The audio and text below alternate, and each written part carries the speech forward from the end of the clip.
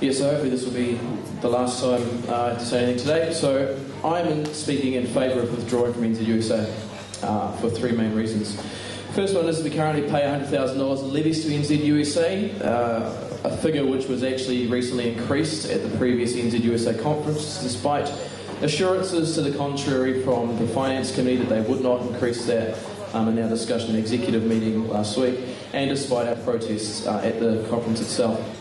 This money is spent on administration, on bureaucrats, and on Christmas parties for Labour and Green Party members. This money would be better spent locally, propping up services like Critic or Radio 1, ensuring that our student sports centre has a roof and a fence and staff, keeping club and individual grants available, as well as our recreational facilities in top notch. We simply do not need to spend this money on administrative assistants who do not assist us, and researchers whose research we do not really benefit from. The second reason why we should withdraw is that we have no say in NZUSA. Although you may say that OUSA has the most votes of any other association because we pay the most money, we are still dwarfed by the total number of votes to be cast when making decisions and by the influence of smaller associations in making those decisions.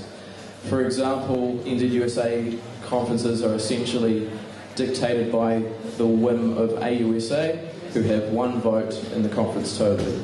At the recent conference, OUSA's motion to alter the NZUSA constitution to make it easier for associations to ensure their own futures by not having to commit 12 months' worth of levies to NZUSA was heavily defeated, meaning that OUSA is now bound to pay 12 more months' worth of levies regardless of the outcome of any legislation or any decision to withdraw.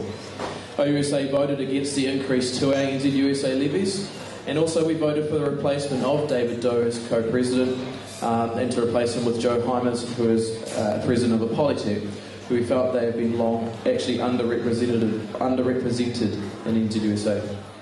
And these voting results of the co-presidents were not even made available to conference members. Thus, OUSA's often logical and considered approach is thus constantly defeated by hysteria, selfishness, and refusal to change. The third reason is that NZUSA simply does not care about OUSA. They have not lobbied us to stay in. They have not come begging for us to keep our money with them. They have not even shown up to this forum. They haven't lobbied any of our executive members directly. They simply do not care about us. It's about time we showed them that we don't care about them. If we were to withdraw, that would make 3 out of 4 South Island Students Associations that have withdrawn from NZUSA for one reason or another. That would make you think that given the services we provide, obviously they don't think anything south of Wellington is a priority for them. We could easily spend that money that would have gone to NZUSA on forming a stronger bond with OUSA and with the University of Canterbury to lobby on behalf of our students in a more local sense. We do not need a bureaucracy in Wellington to do that for us. And this is not a new issue. Almost every past executive has considered withdrawing from NZUSA, and some have come actually very close. I believe NZUSA has had over half a decade's worth of notice to prove their worth, and they have continually failed to do so. It is now time for OUSA to withdraw from NZUSA and to use Otago students' funds for Otago students. Finally, on the question of whether it should it be a student's decision or an executive decision, I think that the executive ultimately makes this decision, but they must consult students first. The recent murmurings about the executive maybe not going through with having a referendum concern me, and I put forward very strong thoughts that a referendum should be had because basically in consulting students a referendum is pretty much the best way to get their opinion. If the exec then decided to go forward and ignore that consultation and do the opposite of what the students wanted, they should have to face the consequences. But they are the ones that can make that decision. Thanks. Thank you, James. Well, is there anyone else who would like to speak to these points, bringing up anything new? Yes, sir. I'll just speak up anyway. My name's Nick. I'm actually the resident geriatric of the history department. I'm doing a master's in history. I just have one question. There's a lot of issues flying around, but what kind of national representation do we get if we pull out of NZUSA?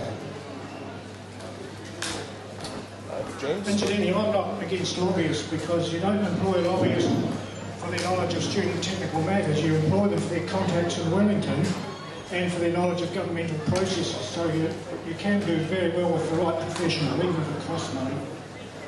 Possibly Harriet could answer this one. My belief is that... Oh, sorry, Harriet. My belief is that we'd actually probably get stronger national representation in the sense of it would come from the grassroots. Okay, an idea that I've been bandying around down at OUSA would be... Here's an example for you guys. We've got 2 Canterbury associations, a Polytechnic and University, we've got 2 Otago ones. What if the 4 of us joined together and we fought for our... we actually had a South Island representation model, right? Whoever it is that's the chair of that year would be the one that goes and speaks to the minister and all that sort of stuff. We've been speaking from the grassroots level in the sense of, this is coming from my students. My students are really annoyed about the changes to the study look. Really, really annoyed, really upset. Now, rather than waiting for NZUSA to decide that it's an issue, and waiting for NZUSA to think, oh, hold on, maybe we should do something about this now, we could actually get in there and start fighting immediately for that. And now Harriet would like to say something as well. I just say there seems to be a lot of this argument focusing on just an idea mooted is that money that we spend could be used for something like hiring a lobbyist. But I mean, there's a lot of different things that you can do, whether it's that you get the student presidents from each of the associations together over a Skype call that costs nothing, who nominate a chair to then go and meet with an MP on an issue that everyone agrees with. That'd cost a lot less and be a lot more effective and a lot more targeted.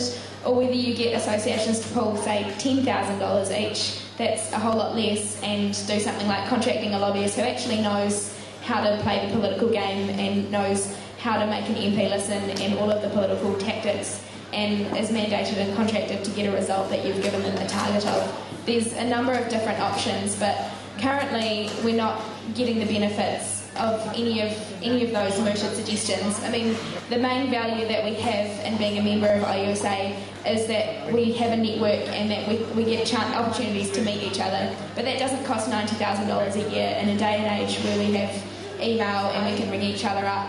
And it has quite often caused some barriers. But I mean, just as an example, Canterbury University Student Association is not a member of OUSA, and I've had the president of Canterbury ring me out and say, Harriet, I have a meeting with Stephen Joyce tomorrow, I'm going to talk about this, do you think I should talk about anything else? And that costs nothing, and that's pretty effective, and that's direct, and you don't need to be going via an office up in Wellington or all of the other bureaucracy. So I think there is a number of ways of meeting our goals and doing them a lot better without membership of this organisation.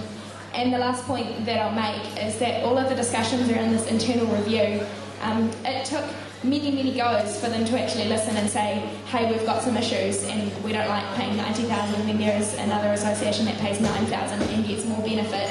We don't need to be paying for research when OUSA has its own hired researcher, etc., etc.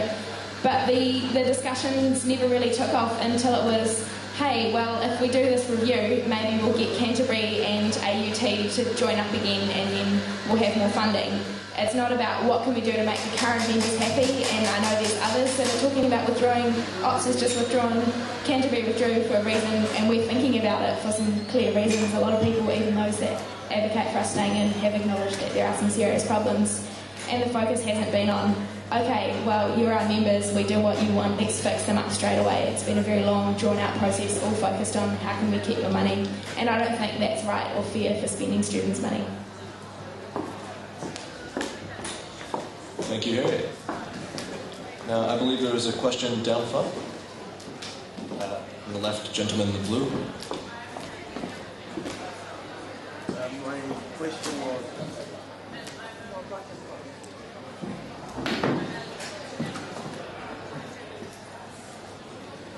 Down at the very bottom. My question was just asked before by the gentleman behind me, but what I want to know is if we break away and form our own union or so, South Island Union or so, if we have multiple unions around, what makes you think that the MPs will listen to us? They'll see us divided, and what makes you think that they'll listen to us? Because if we're united, and we get into NZUSA and make changes that will benefit us and benefit all students, we may actually get some of the policy actions we wish to see. But if we're divided, what makes you think that the MPs will actually listen to us? They'll just say, oh, they're a bunch of retards who couldn't get their way here, so they're just power-hungry sobs who just want their own way. And what makes you think MPs will listen to us? Maybe we'll switch up the order. First, Harriet Van Meegen.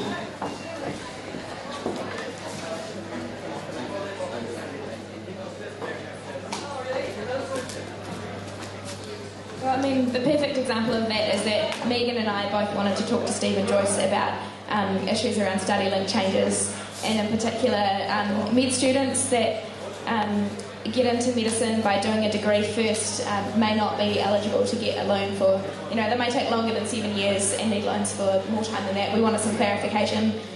So we both individually wrote to Stephen Joyce and called and said, can we have a meeting? And it was, no, sorry, we'll wait until we talk to NZUSA and we're coming down for the conference. So at that conference, all we had was this breakfast. We were all standing there vying for his attention like 12-year-olds at a Justin Bieber concert and trying to get our words in there. Whereas Canterbury University rang up straight away and explained, hey, we're not members of NZUSA, we've got different issues that are unique to our campus, can we have a meeting, and get that meeting straight away. And so I think we're actually being quite held back in that respect, and I think if we're not members of a union that is going out there and being the ones that represent, then we can actually get a lot more direct access. That's what I believe, and we've got less reason for them to say, no, sorry, OUSA, we don't want to talk to you. Or even if we didn't do that, even if we didn't join up, create some alternative student association for far less than $90,000 a year, you could fly the OUSA student president up once a week even, and it would cost you even less. You could have members of the executive, the education officer, go directly to Wellington and talk to MPs a lot cheaper than paying $90,000 and getting less results. Thank you. And Megan, if you'd like to say something as well. I've been talking to MPs for a while now about us OUSA leaving NZUSA, and the reception's actually been quite good. NZUSA doesn't have a good name in the South Island. NZUSA doesn't even see the South Island as part of this country. I kid you not. One of the co-presidents turned around earlier this year in a meeting and goes, I travelled across the country and I'm so proud of what all the students' associations are doing. And I turned around and scratched my head and I said, when did you come down to Otago? He goes, oh no, I just travelled between Wellington and Auckland. So that's the sort of attitude that we've got. The whole thing is that we need to show MPs that we are not here for our own political stepping stone, but we are actually here for students. Now, the MPs around Dunedin and the MPs around the lower South Island know that to be true of OUSA and OUSA. They know that what we are going to do is fight for students. Now, if we've got them standing at our sides, then it's going to be a lot easier. Well, sorry, we do have them standing at our sides. They do know that we're here for our students first and foremost. So it's going to be easier when it gets to going up to the national level as well. It shouldn't be that we have to wait for NZUSA to decide something is an issue. A good example is VSM, the dreaded VSM. Believe me, I hate it. It's going to destroy OUSA. But should that be the only issue that we're fighting for this year? Shouldn't we also be fighting for other issues?